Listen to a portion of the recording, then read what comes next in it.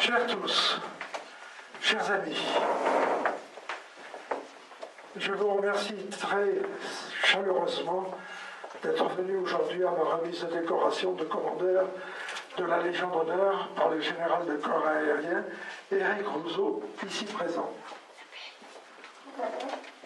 Le général Rousseau est ingénieur, il est pilote de chasse, avec plus de 4000 heures de vol considérables, en avion de combat, en particulier en Irak et en ex-Yougoslavie. Et il est toujours actuellement conseiller du gouvernement pour la défense. Permettez-moi aussi de saluer les représentants monsieur le sous-préfet, monsieur Alain Boisseau, notre maire de Cabriès, Hervé Favreau-Westphie, qui nous a prêté les lieux, messieurs les maires honoraires, le professeur Penn, qui malheureusement n'a pas pu venir à cause de sa santé, et je voudrais signaler le docteur Charpin, ici même. Voilà, le voilà. Et je crois que tout le monde le connaît depuis longtemps. Et puis Richard Martin aussi, en face de moi. Voilà, très important. Et messieurs les présidents d'associations civiles et militaires, qui sont nombreux aujourd'hui et qui sont venus à cette occasion. Très heureux et ému de recevoir aujourd'hui cette prestigieuse médaille de commandeur. C'est un privilège, je dis bien privilège, voulu par le président de la République française sur son contingent personnel. Il a signé même sa lettre, mes meilleurs vœux. Et je me dois aussi de remercier tout particulièrement mon épouse, Mija,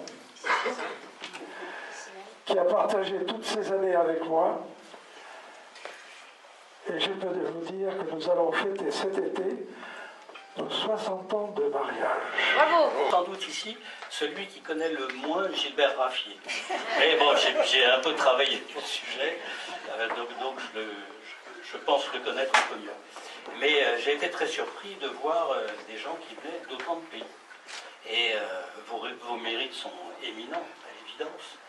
Sinon, l'ordre n'aurait pas proposé de vous remettre la cravate.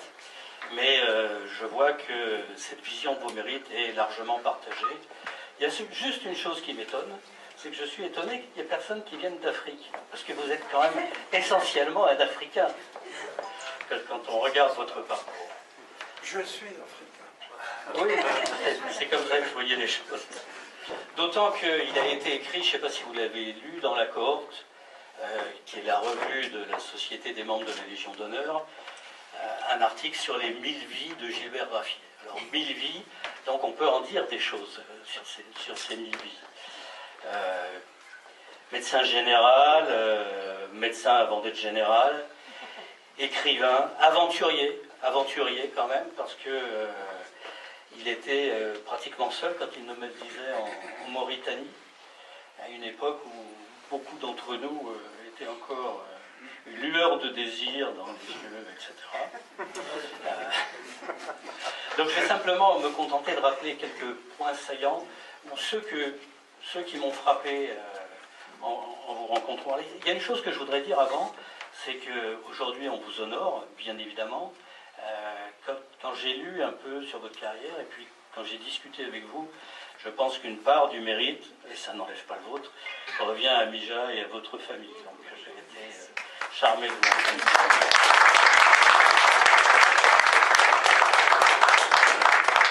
Alors les points saillants, il y a d'abord l'engagement du médecin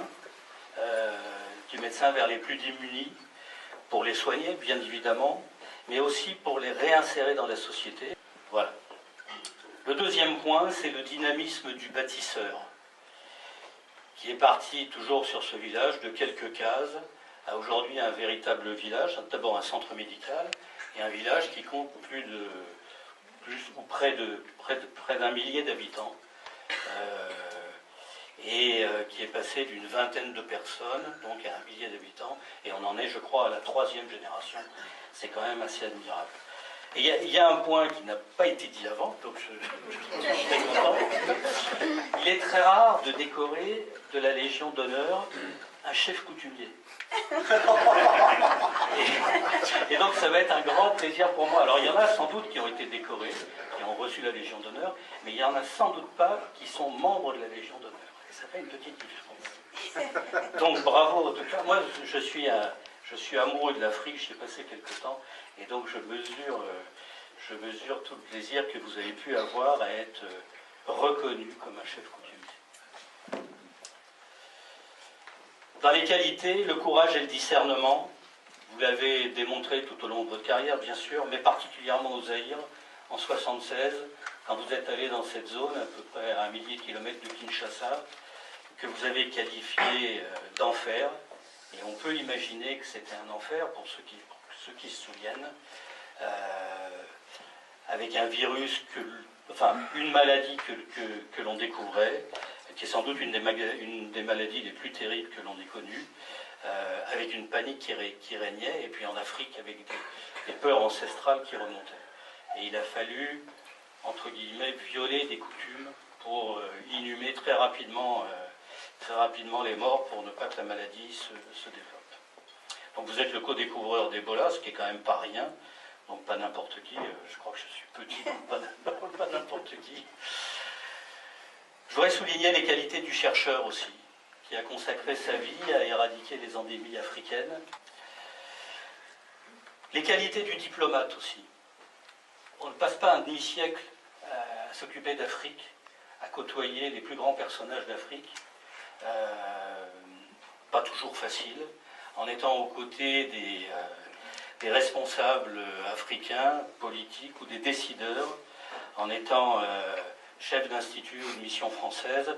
On ne passe pas ce temps-là en Afrique sans avoir des qualités de diplomate. Et on est utilisé comme un diplomate. Et je pense que c'est aussi reconnu par la France et par les autorités françaises dans le fait de vous décerner cette médaille.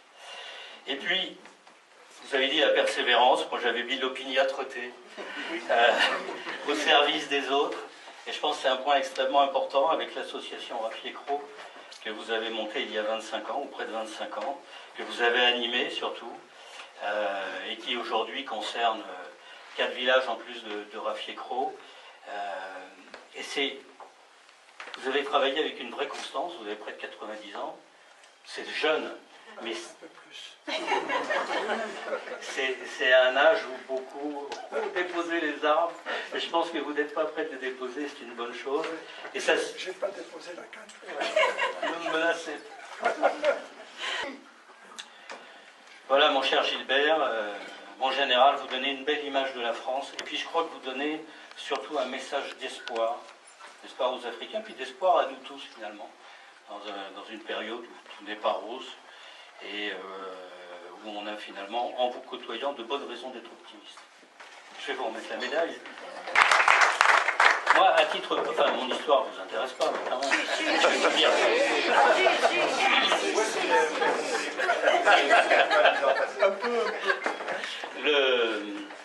Moi, je suis vraiment doublement heureux de vous remettre cette cravate.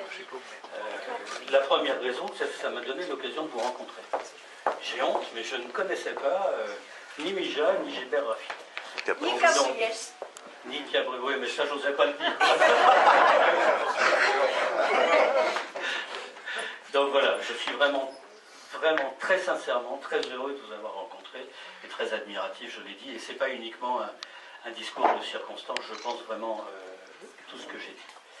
Et je suis heureux, bien évidemment, c'est un honneur, de vous remettre au nom du président de la République, qui est le grand maître de l'ordre, cette cravate de la Légion d'honneur. Donc alors, je vais prononcer les paroles rituelles et obligatoires de cette médaille.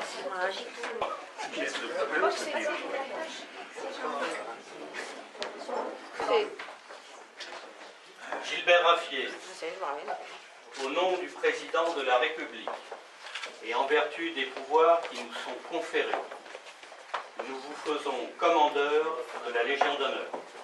Wow.